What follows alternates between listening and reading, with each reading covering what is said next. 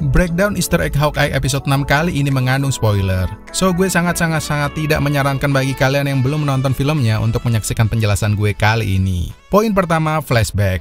Laura Barton di beberapa episode film series Hawkeye sebelumnya tampil seperti istri yang biasa-biasa aja dan menyayangi anak-anaknya. Hanya saja kecurigaan mulai muncul saat dirinya kerap dimintai bantuan oleh Barton untuk menyelidiki data mafia. Poin 2, pengungkapan yang mengejutkan. Film series Hawkeye episode 6 secara nggak langsung mengungkap alasan Laura begitu paham soal seluk-beluk dunia intelijen. Ya, penyebabnya karena Laura sendiri merupakan anggota S.H.I.E.L.D. Teori ini semakin ditegaskan ketika Laura diberikan jam tangan oleh Clint Barton dengan ukiran lambang S.H.I.E.L.D. dan juga nomor 19 yang ada di belakangnya. Poin 3, siapa Laura sebenarnya? Sebagai informasi, komik Marvel tidak mengenal nama Laura Barton sebagai istri dari Clint Barton. Adapun yang diketahui justru seorang agen rahasia S.H.I.E.L.D. yang bernama Barbara Morse atau yang disebut juga sebagai Bobby.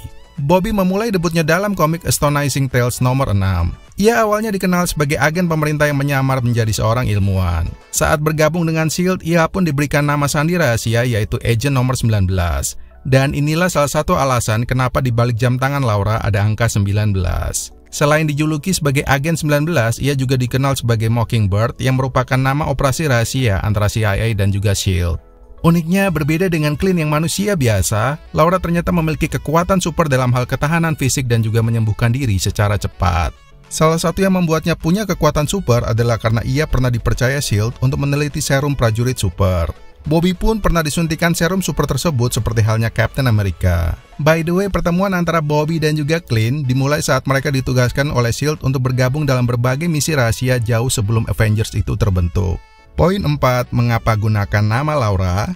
Di dalam komik ketika Bobby menikah dengan Clint Barton, ia pun kemudian memutuskan untuk pensiun dari anggota S.H.I.E.L.D. dengan cara memalsukan kematiannya. Karena di dalam komik tidak mengenal nama Laura, maka Marvel pun diduga mengadaptasi kisah pensiunnya Bobby ini dengan mengganti identitasnya sebagai Laura agar dia dapat hidup bersama keluarganya tanpa gangguan dari musuh-musuhnya. Dan soal jam tangan yang memiliki arti penting hingga dicari oleh Clint pun dipercaya memiliki keterkaitan soal masa lalu Laura yang akan sangat berbahaya jika diketahui oleh siapapun. Selain itu, ada juga teori yang mengatakan bahwa bisa saja ada data-data penting terkait rekayasa DNA yang tersembunyi di dalamnya, karena Laura sendiri memang dikenal sebagai seorang ilmuwan. Data-data ini pun dianggap berbahaya, apalagi jika sampai dikuasai oleh mafia seperti Kingpin.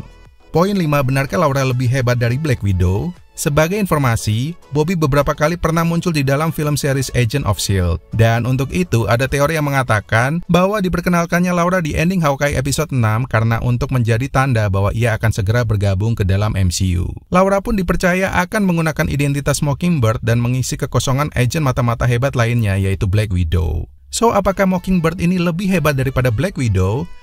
Ini sih sebenarnya sangat relatif. Hanya saja di dalam komik, baik Agent Mockingbird dan juga Black Widow sama-sama tergabung dalam Agent S.H.I.E.L.D. level 6 yang merupakan tingkatan tertinggi dari pencapaian seorang agen mata-mata.